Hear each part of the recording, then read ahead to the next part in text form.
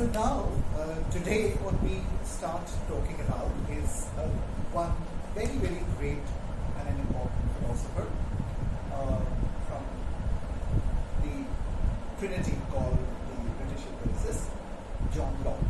So Dr. Shukla, I would really like you to first introduce us to a brief background of John Locke. Where does he come from? What is his background? And what are the principal features of his philosophy? We start with Locke as the propounder of a new or the modern school of philosophy known as empiricism. Mostly we read empiricism as a kind of first reaction to Cartesian rationalism and the theory of innate ideas. John Locke, 1632 to 1704, was a British thinker and obviously was having all the charm of the British world. As we see in his first text and the most popular one, Essays Concerning Human Understanding, he starts with the very fundamental premise, asking the question, what should be the first or the most credible, most reliable, most authentic source of our knowledge? Is it reason, as Descartes has tried to establish? Is it innate idea which comes somewhere from inside and about which there is no other means available? Locke will have a sort of doubt. Now, when we talk about the question of innate ideas, then what were the kind of ideas which were supposed to be innate, which was popular in the times of John Locke? There was the idea of God, there was the idea of soul, and there were some universal theories which can be applied to the human world as well.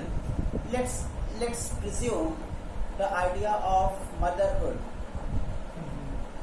A person like Descartes would have said a mother would be a mother irrespective of whatever the sense experience tells us.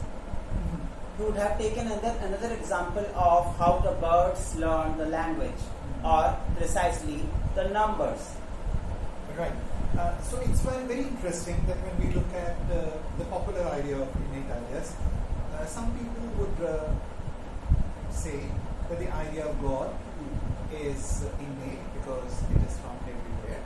The other thing that they said, again a very popular view at that time, was that our ideas of morality are also innate because they do not get them from experience. The third idea was that the logical laws, for instance, also the mathematical laws, they are all innate because they are not brought out from experience and they are not learned, even if they are learned, but they do not find their validity through experience. So they are innate. So it was a very, very popular idea, and as you rightly said, that innateness is that it was popular in the form that there are ideas which are innate, and then especially in case of Leibniz, there is this idea that even if the ideas are not innate, there are capacities which are innate, as you said, that the bird's capacity to cry at the face of danger, etc. So how does Locke reject this? And here comes Locke's first response to the theory of innate ideas, where he says there is nothing pre-installed in our mind as if something is written beforehand on a sheet of paper. There is a mind, but that mind works just like a blank tablet on which nothing has been imposed beforehand. If there is anything which is going to be imprinted on this blank sheet of paper, it should come through our experiences in the form of sense-object contact. Okay. So he rejects the notion of innate ideas on one ground.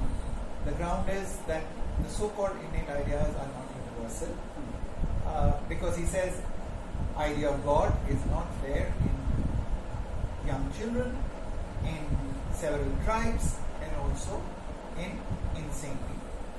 Similarly, he says that the idea of God is not the same across the board, because innate it should have been the same. Similarly, for mathematics, he has this question: that do all of us know the laws of mathematics? If we were, we'd always be scoring 100 out of 100 all the time. Similarly, for logic.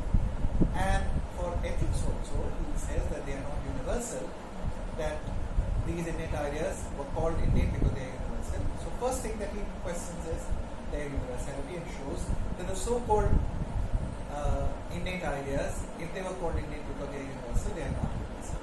The second thing which I think we must also remember is that he says that supposing they are universal, then all of us who stand out and say, oh, the sun is shining, we say that universally, not because it is innate, but because it happens to be true and available to us by experiencing.